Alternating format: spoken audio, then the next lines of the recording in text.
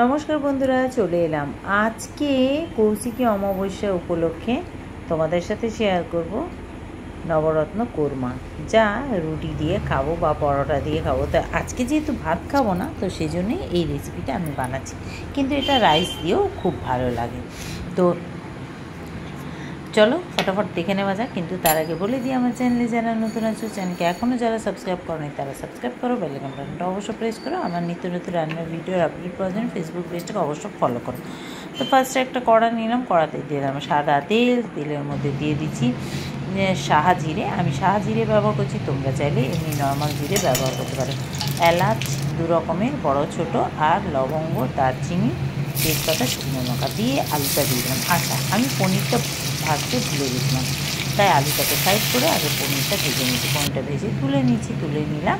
এইবারে আলুটা বেশ ভাজা হয়ে গেছে, তারপরে দিয়ে দিলাম গাজর, বিনস, ক্যাপসিকাম, ফুলকপি দিয়ে এটাকে ভালো করে এবারে ভেজে নেব সুন্দরভাবে। আর একটা সুন্দর গন্ধ আসছে ফোড়নটার জন্য।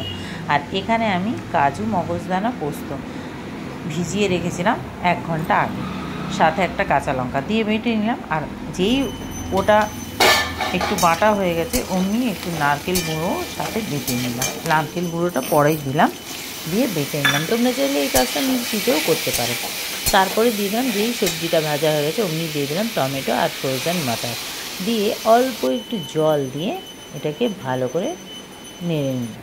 তো দিয়ে দিলাম একটু জিরে গুঁড়ো, একটু ধনে গুঁড়ো দিয়ে এইবারে এটাকে ভালো করে নেড়ে নিচ্ছি। নেড়ে এবারে ঢাকা চাপা দিয়ে দিলাম। ঢাকা চাপা দিয়ে এটাকে 5 মিনিট এইভাবে ঢাকা দিয়ে নেড়ে চেড়ে নিলাম।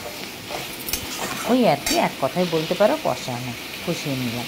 তারপরে দিয়ে দিলাম নুনটা ফার্স্টে দিইনি, তো নুনটা দিলাম। নুনটা দিয়ে দিলাম সেই বাটাটা দিয়ে এবারে একটুখানি জল দিয়ে দিলাম। দিয়ে এবারে এটাকে ওই মিডিয়াম আছে একটু নেড়ে চেড়ে নিলাম, কষিয়ে নিলাম আর কি। তারপরে পনির দিলাম। পনিরটা দিয়েও এটাকে ভালো করে 5 মিনিট কষিয়ে নিলাম। তারপরে দিয়ে দিলাম পরিমাণ মতো দুধ। এখানে দুধটাই ব্যবহার করবে, তাহলে এর স্বাদটা আরও বেশি ভালো হবে। তো দুধটা দেওয়ার পরে আবারও দিয়ে দিলাম নারকেল গুঁড়ো, চিনি দিয়ে নারকেল গুঁড়ো দিলাম, চিনি দিলাম, দিয়ে এবারে এটাকে ফ্লেম লো করে এবারে 5 থেকে 7 মিনিট রান্না হতে দেবো, কারণ সবজিগুলো আমার আগেই সিদ্ধ হয়ে গেছে। তো এই দেখো রান্না করে নিলাম খুব সুন্দরভাবে। এবারে দিয়ে দেবো এতে নামানোর আগে একটুখানি ঘি।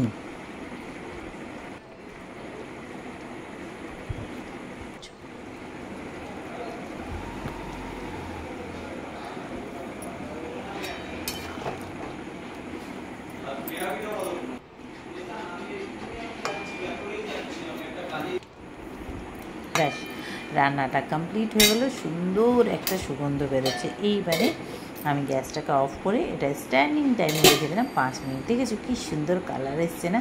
তো এটাকে সার্ভ করার জন্য আমি একটা মাটির পাত্র নিলাম। তো মাটির পাত্রে বেশ সার্ভ করলে দেখতেও ভালো লাগে। ওপর থেকে কিছু ভাজা কাজু আর কিশমিশ দিলাম। তো তোমাদের কেমন লাগলো আজকের রেসিপিটা অবশ্যই কমেন্ট করে জানিও। ভালো লাগলে প্লিজ লাইক শেয়ার করো, পেজটাকে ফলো করো, ইউটিউবটাকে সাবস্ক্রাইব করতে একদমই ভুলবে না। আর একবার হলো এই পদ্ধতিতে ট্রাই করে দেবো। তো চলো আজকের জন্য টাটা, আবার আসছি খুব তাড়াতাড়ি নেক্সট ভিডিও নিয়ে। সবাই ভালো থেকো।